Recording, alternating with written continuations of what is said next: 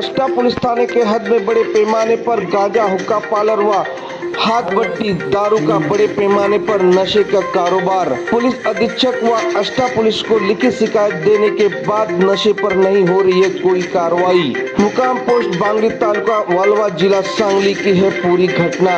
अगर कार्रवाई नहीं हुई तो शिकायतकर्ता करेगा अमर अनशन। देखिए खबरें आज भी के लिए जिला सांगली से ब्यूरो रिपोर्ट।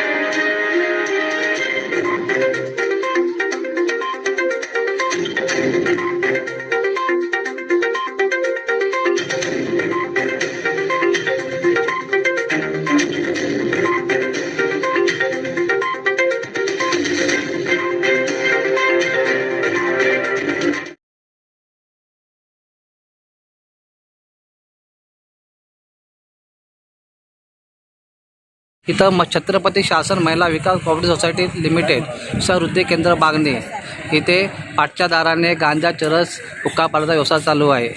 तुमचं नाव सांगा आता परत एकदा। सावित्री भीमराव क्षीरसागर। मी राहते मुंबईला। मी माहेर माझं बागणी आहे आणि तिथं माझ्या आईवडिलांचा हिस्सा आहे। तालुका वाळवा, जिल्हा सांगली। तालुका वाळवा, जिल्हा सांगली। मग तुमची काय तक्रार आहे? तू कोणापर्यंत गेला होता?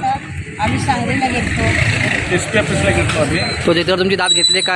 संदीप घोगे साहेबांनी तुमची तिकडे दाद घेतली का? तिकडे स्थानिक पोलिस कुठला लागतं तुम्हाला?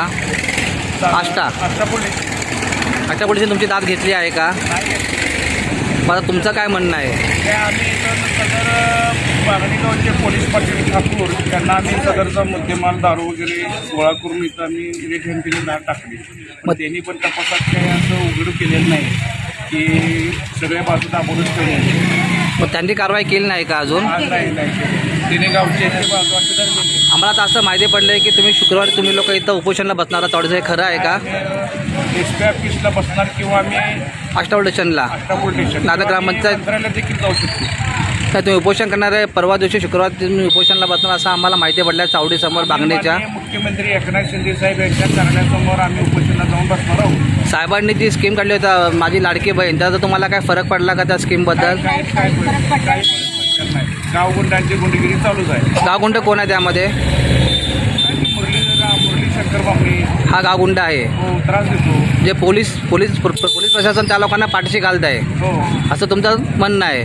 त्या ठिकाणी चरस, गांजा, हुक्का पार्लरचा व्यवसाय चालू आहे। आमच्या अर्जाचं रान आहे, आमच्या अर्जाची वाटणी आहे। आमचा मी वैयक्तिक बघू, बाहेरच्या लोकांनी इथं भांडण करून आमच्या देऊन घेण्याची गरज नाही आहे। थोडक्यामध्ये म्हणलं की इथं छत्रपती शासन महिला विकास कोऑपरेटिव्ह क्रेडिट सोसायटी लिमिटेड या नावाचा बोर्ड असून या ठिकाणी चरस, गांजाचा व्यवसाय चालू आहे। तर त्वरित साहेबांनी, एसपी साहेबांनी कारवाई करून ह्या लोकांना न्याय द्यावा हीच आमची मागणी आहे। जय हिंद, जय महाराष्ट्र।